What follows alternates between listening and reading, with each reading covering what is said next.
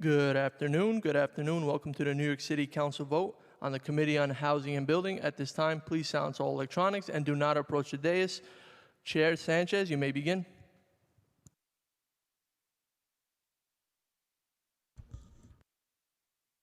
Thank you. One moment.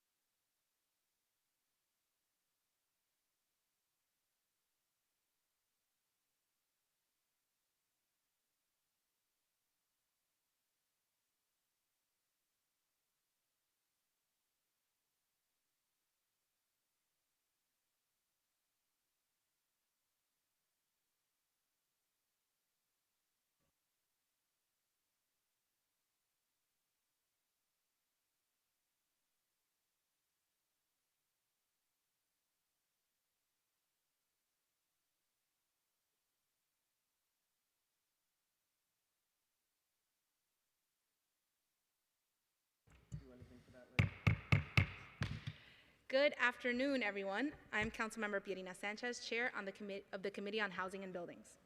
On January 10th of this year, a 5-alarm fire at 2910 Wallace Avenue in the Bronx displaced 250 residents in 87 households in Councilmember Riley's district.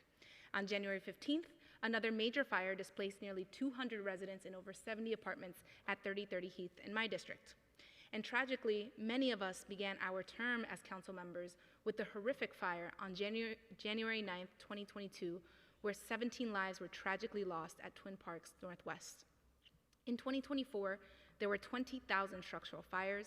NYSEM reported to our committee that there were 2,000 all-hands fires, including 132 alarm, 43 alarm, 15 4-alarm, and 10 5-alarm fires in 2023. All gratitude to our first responders who, like they do time and again, jumped in harm's way and prevented greater loss of life. But these fires result in hundreds of vacate orders and thousands of displacements in their best of circumstances. So today, I am proud to be joining Councilmember Krishnan and Councilmember Gutierrez as we take bold steps to improve our city's fire and emergency response infrastructure for displaced survivors. Our city has a robust set of policies and programs, including Red Cross coordinated services in the time period immediately preceding a displacement event, including hotel accommodations and, in some instances, financial assistance. HPD operates longer-term shelters for displaced families and individuals, and agencies, including the New York City Office of Emergency Management, or NYSEM, the Department of Buildings, Health, Fire, and others, coordinate work on an ongoing basis to achieve tenant relocations, building and unit repairs, and tenant services. And while these services are unique among major cities, the tenant engagement side of the city's fire response is broken. From communication with displaced tenants to sheltering issues, protection of personal property, building access, and transparency and enforcement around repairs needed and timelines. That is why today we are voting as a council to move the Back Home Act. This includes, to stop long-distance displacements, Councilmember Krishnan's Intro 607, which requires tenants to be relocated in the same community district, in a nearby community district, or in the same borough after a displacement event. To ensure centralized long-term coordination with displaced New Yorkers, Councilmember Gutierrez's 749A designates an office or an agency as responsible for assisting residents displaced by an emergency. And to curb demolition as neglect and neglect as displacement, Councilmember Gutierrez's Intro 750A requires additional documentation when an owner seeks to demolish a building and reporting on the correction of violations.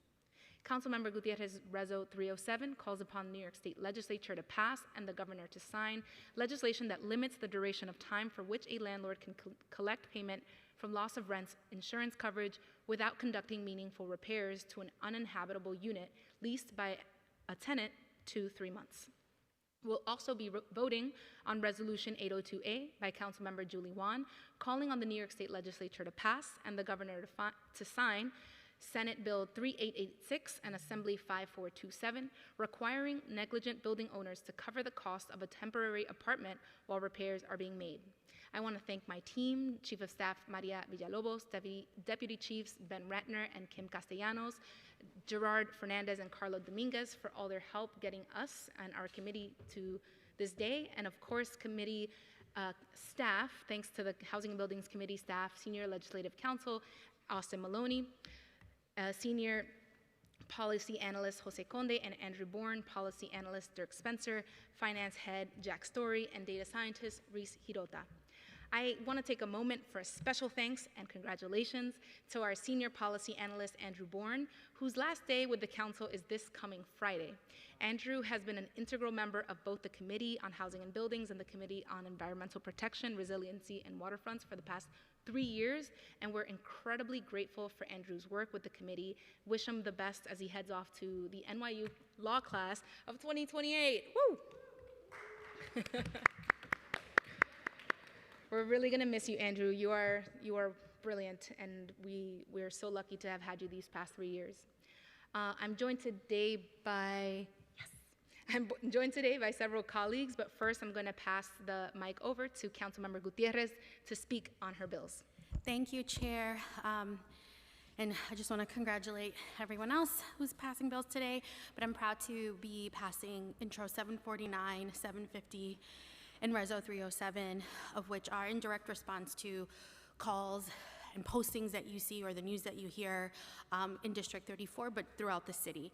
And we know that when a fire strikes, tenants, landlords, they're not just losing their homes, they're falling into a black hole of silence and confusion. No one tells them what comes next. No one tells them who to call. Where do we go from here?